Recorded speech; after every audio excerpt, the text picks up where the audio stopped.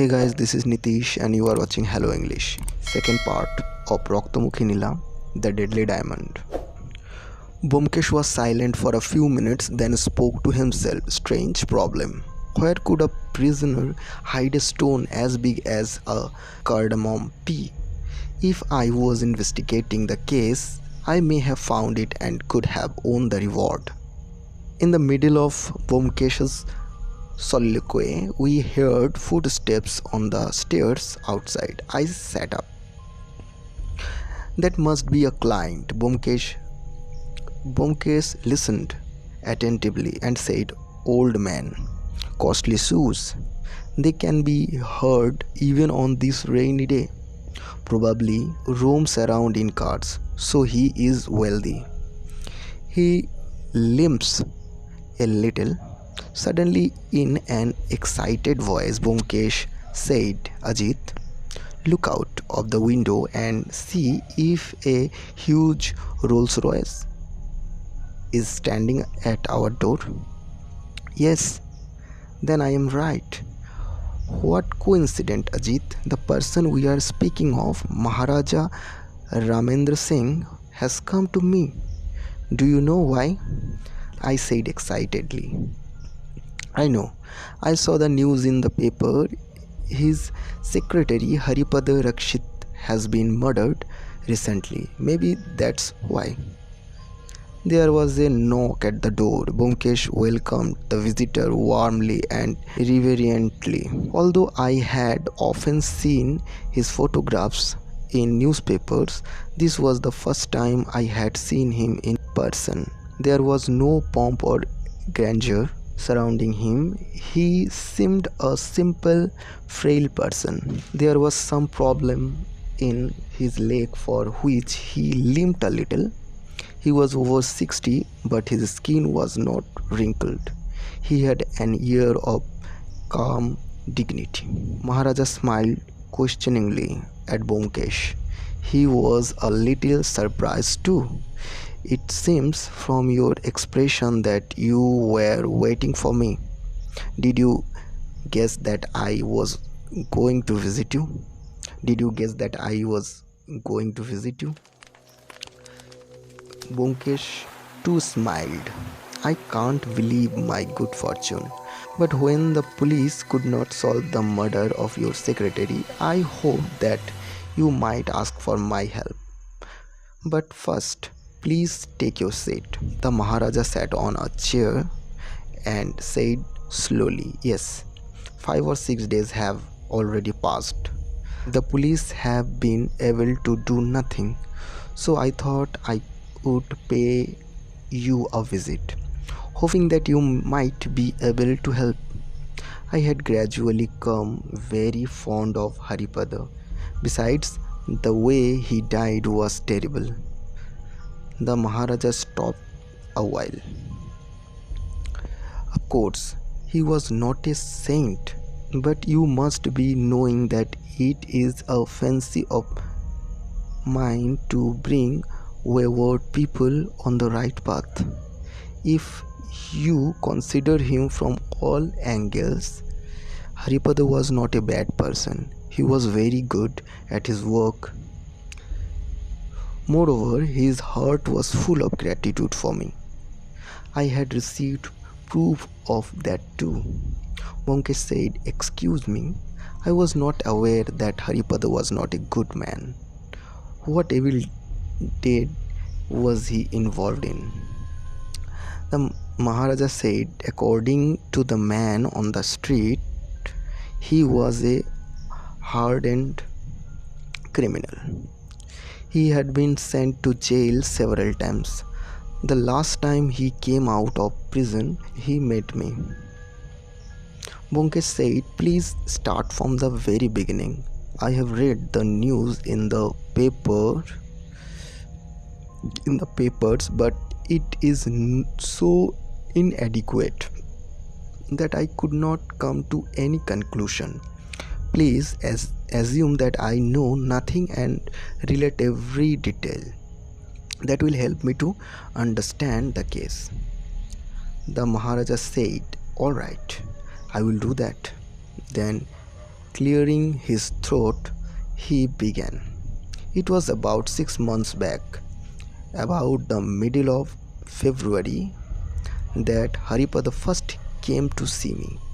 He had come out of the jail the previous day. He disclosed everything to me and concealed nothing. He told me that if I gave him a chance to live an honest life, he would never go back to his criminal ways. ways. I felt sorry for him. He was below 40, but already he had visited the jail 4 times. The last time he had been caught on charges of theft and forgery. His sentence was a long one. I found that he was sincerely repentant. I asked him what he could do. He said that he did not have much chance to study because he had been sent to jail several times after the age of 19.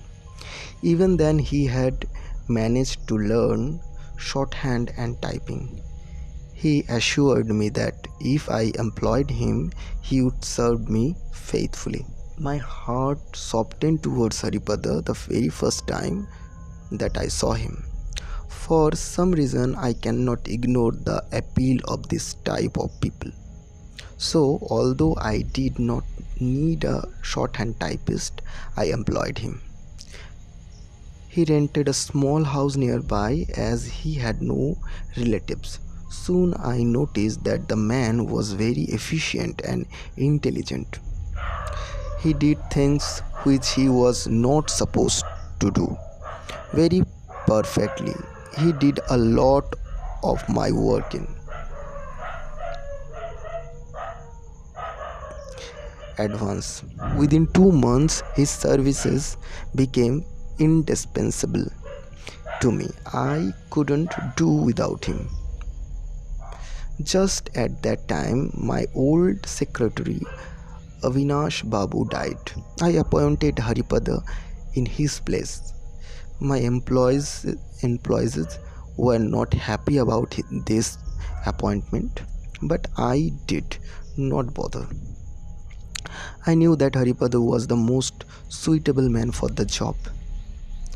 For the last 4 months, Haripada had dispensed his duties of a secretary very efficiently.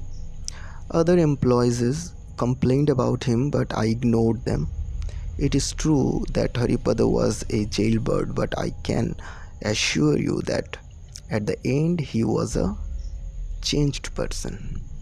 I think that poverty had turned him into a criminal, and as soon as he overcame that problem, he turned over a new leaf.